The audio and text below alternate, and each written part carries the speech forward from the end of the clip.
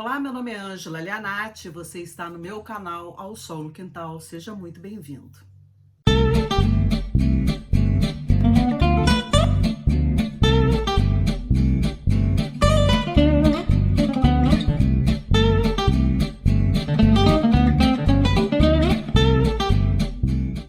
Gente, hoje nós vamos falar da tag Booktuber, que foi uma ideia surgida num grupo, qual eu participo, e que nós resolvemos para dar uma incrementada do nosso amigo secreto desse ano, que vai ser um amigo secreto super especial, porque infelizmente não vamos fazer o encontro em novembro, que eu pretendia que fosse uma tradição das pessoas que produzem aqui conteúdo para a internet. Muita gente foi convidado, muita gente recusou, muita gente entrou, e é sempre uma dinâmica o grupo. Então vamos lá, vamos falar dessa tag que é muito maravilhosa. E essa tag foi criada em conjunto e de todas as pessoas que estão participando do Amigo Secreto desse ano. Então vamos lá. O primeiro livro é da Bárbara, né? Que é um livro protagonizado por uma mulher. Então eu escolhi Moll Flanders, que vai falar de uma mulher que rompe com várias regras sociais, com alguns tabus. É um livro super pesado e são contra a história de uma mulher. E é um livro que é da prosa do mundo, da extinta Kozak Naif, e ele foi super recomendado pelo Yuri, que adorou, e aí eu resolvi adotar esse livro aqui também, gostei bastante. Então esse é o primeiro livro da tag. O segundo livro é da Ana Lu do Solar, que é um livro que fala muito, que é um calhamaço. Então, assim, aqui tem vários calhamaços, então são vários livros Ana Lu que falam, mas aí eu escolhi mostrar para vocês esse livro aqui, que é O Idiota, que é o livro que foi escolhido pelo Desafio Livrada desse ano, que é o livro mandatório. Então é um livro muito bacana, eu não consegui esperar o Yuri para ler em conjunto, então eu já cumpri essa... Ah, meu Deus do céu, olha o que a senilidade não faz com a gente, né? Com essa categoria do desafio. Então tá aqui O Idiota, de Dostoiévski, o livro mandatório, vale muito a pena, embora eu tenha arrastado alguns pedaços dele, ainda acho que vale a pena. Muito bacana. O terceiro livro é Amanda, a nossa Mandinha querida, e é um livro de não ficção que se tornou o meu favorito. Bom, um livro de não ficção são vários, mas eu escolhi esse aqui, O Olho da Rua, da Eliane Brum, que eu acho um livro assim muito fantástico, muito bem escrito, é um livro muito realista nas palavras, nos sentimentos, ele abraça a gente assim e toca realmente o coração. Então a Eliane Brum é uma das minhas escritoras favoritas e tá aqui esse livro de não ficção, um dos meus favoritos. O quarto é do Will, do Transgressão Literária, uma ficção histórica que se passa na América Latina. Então uma ficção histórica, A Festa do Bode, do Vargas Llosa, e que eu gostei bastante. E aqui tá um livro que quem já leu, eu tenho certeza que gostou, e quem não leu tá perdendo. Então esse aqui é o livro da ficção histórica. O quinto é o meu livro, então é um livro de psicologia. E daí, como eu sou superlativa, eu vou indicar dois livros para vocês. Um é Carl Rogers, que é um livro muito fácil de ler, porque ele é um psicólogo humanista, e então tornar-se pessoa é uma proposta para uma investigação. Então, tanto é um livro para terapeutas, quanto é um livro para as pessoas que querem buscar um autoconhecimento. Então esse aqui ele é muito provocante, é um livro muito sensível, eu tenho certeza que você vai gostar. Então também é um livro que fala bastante. E aí eu resolvi colocar esse aqui porque se tornou um dos meus livros favoritos para quem gosta de literatura e psicologia. Então o Dante Moreira Leite, esse aqui é a tese dele de doutoramento, e eu achei esse livro aqui um dos livros mais fantásticos para tratar desses dois assuntos tão importantes e que tanto perpassam de mão dupla, né? Então, tanto a psicologia fala da literatura, não vou nem cortar, gente. Tanto a psicologia fala da literatura, quanto a literatura se refere à psicologia, e é muito importante a gente tomar conhecimento desse trabalho aqui. Bom, o 6º livro é da Nath, do Redemoinhando. É um livro com um pano de fundo histórico ou filosófico, eu escolhi os dois, e é esse livro maravilhoso aqui, que Tempos de Mágicos, a Grande Década da Filosofia, de 1919 e 1929, é uma década que eu gostaria de conviver com todas essas pessoas aqui para mergulhar no pensamento de cada uma. Então, isso aqui é um documentário com várias fotografias que relata a vida de alguns filósofos bastante importantes e como eles conversam entre si e como essa época aqui foi uma época de muitas reflexões, né? Então, assim, é uma época pós-guerra e passado por uma recessão, então estamos todos necessitando de uma reflexão, e aí o que que eles fazem? Produzem tudo isso aqui de uma forma maravilhosa. Então, eu já me coloquei aqui no livro, vocês viram, né? Então, o que que nós fazemos? Vamos pensar. Então, vamos lá. 7 é do Felipe Mafagafo, um livro que seja sobre música ou outras expressões artísticas. E daí eu escolhi 2 livros que são muito legais. Eu tenho outros livros aqui, mas eu não sei, já tem um livro aqui, já tem um vídeo aqui no meu canal, Música Perdida, que é do Luiz Antônio de Assis Brasil, que foi um livro recomendado por um seguidor aqui do Quintal. Não é Covid, tá? Já tive. E por incrível que pareça, gente, desde que eu tive a Covid, eu tô com essa tosse que não passa. Já tem um tempão e eu fiquei com algumas sequelas neurológicas depois da Covid, assim. Algumas coisas nunca mais voltaram a ser o que eram pra mim. Então, por isso que de vez em quando eu vou tossir aqui, não fiquem... Então, Música Perdida é um livro muito interessante e já tem vídeo aqui no Quintal, não perca. Também gostaria de indicar para vocês Música Escarlate, que é o livro que vai contar a história de Edgar de Bingen, que foi uma musicista da Idade Média, e é um livro que conta a história de uma mulher incrível. Então também pode ser o livro da categoria da Bárbara, também pode ser da Nath, que tem um panorama aqui histórico, e o livro do Felipe. Então, assim, são livros de várias camadas, aqui, de várias categorias aqui dos meus booktubers. Vamos lá, então.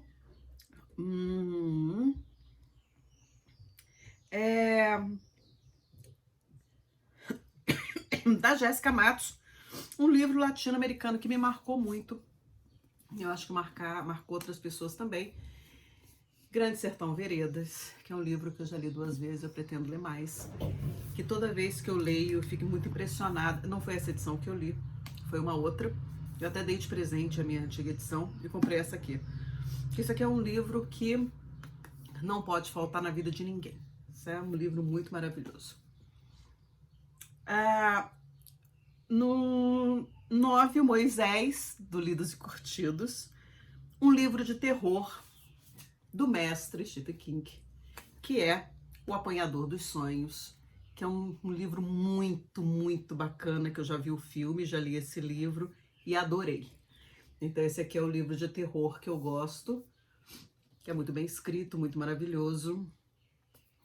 E do Fernando, Lidos e Curtidos também, um livro clássico que seja inesquecível. Inesquecível para mim é Guerra e Paz, né? Então também tá aqui, ó, um livro de pano de fundo histórico, um livro que fala muito, e um livro de amor, um livro de guerra, e um clássico que me marcou muitíssimo. Esse aqui é meu querido também. Então, esse aqui é o livro do Fernando. Da Lilica, tô comparando livros, um livro que tenha como tema o racismo, esse do Giovanni Martins, O Sol na Cabeça, que eu gostei bastante, E não é só sobre o racismo, né? É sobre uma cultura também que eu não tive acesso, que eu não sei como funciona, que eu tive que vencer o preconceito para incorporar as palavras, o vocabulário e uma outra forma de vida, de ver o mundo. Achei maravilhoso, achei muito legal. Então é um livro que eu recomendo para vocês. Eu ganhei do Bruno, do Livreiro da Travessa, meu querido Bruno Rodrigues. É uma graça esse menino. E Humberto, um livro nacional contemporâneo que tenha se tornado inesquecível. Na verdade, eu gostaria de dizer para vocês que o livro inesquecível não está aqui. Quando eu fui gravar, que eu fui separar os livros, eu falei, gente, cadê o meu livro inesquecível que eu pensei em mostrar para vocês? Emprestei para minha mãe e ela não devolve, porque ela agora cismou que ela não vai mais comprar livro nenhum, que ela vai pegar todos os meus. Só que assim, eu acho que também deve ter ficado na cabeça dela que ela não ia devolver. Emprestei para ela, mas aí eu trouxe o marcador para mostrar para vocês e o outro livro. Então, um livro contemporâneo que me marcou muito foi esse novo do Marco Severo, que é, tá até de cabeça para baixo, hein? Um dos nomes inventados para o amor, que eu amei esse livro, amei. E eu tô assim meio apaixonada pela escrita do Marco Severo, que é um escritor lá do Recife, que esse livro eu fui no lançamento dele, me apaixonei profundamente também por esse livro, mas esse aqui eu nem vou ousar falar alguma coisa, porque no canal da minha princesa da Thumbly tem apresentação desse livro, e depois que ela falou, acho que ninguém mais tem nada para falar e só tem que concordar com o que ela disse. Esse aqui é um livro maravilhoso, o Max escreve muito bem, e olha, é muito bacana, ele tá todo riscadinho, meu livro tá todo riscadinho, e até eu levei para conversar com o Marco Severo, e acabou que a gente falou de tanta coisa, eu acabei não conversando com ele sobre o livro, mas Marco Severo, a minha proposta ainda é conversar sobre esse livro com você. A gente vai lá para a praia, para o Meireles, para onde você quiser, para o forró, mas a gente vai ter que conversar sobre esse livro maravilhoso aqui. Então, vou deixar aqui, escritor contemporâneo, Marco Severo. Muito maravilhoso. O Darwin, a categoria do Darwin é conte como você organiza a sua estante. Bom, não existe nenhum critério para a organização da minha estante, e aí o Yuri chegou aqui em casa, ficou profundamente mexido com isso. Um belo dia ele foi desceu a estante inteira e arrumou por autores e editoras. Então aqui eu tenho livros brasileiros, aqui são alguns livros de filosofia que eu guardei, antropologia estrutural, livros de literatura, aqui eu tenho poesias, autores nacionais, até aqui, daqui eu tenho também algumas biografias, aqui eu tenho escritores russos, escritores do leste europeu, aqui eu tenho escritores brasileiros, escritores americanos, franceses, italianos, etc. E então ele mesmo montou essa organização para minha estante. Então assim, eu não tenho nenhuma organização na estante, não, mas eu prometo que eu vou ter. Em breve eu vou organizar uma biblioteca.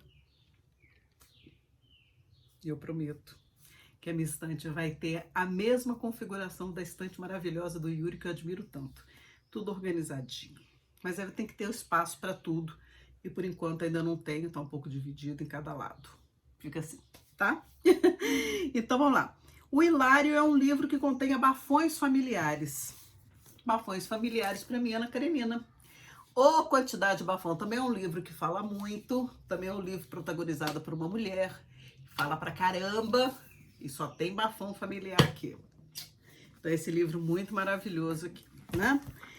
Bom, a Camila, do Viajando. A Camila é um livro que retrata uma cultura diferente da sua. E aí, lógico que eu me lembrei desse livro maravilhoso que eu ganhei do Darwin, do Seleção Literária. E esse livro aqui, ele conta de vários países, lugares distantes. E por incrível que pareça, muitos aqui eu já conheço. Alguns lugares que eu já conheço, lugares distantes, né? Então tem assim, né? Tem aqui África do Sul, tem Turquia... tem até Brasil.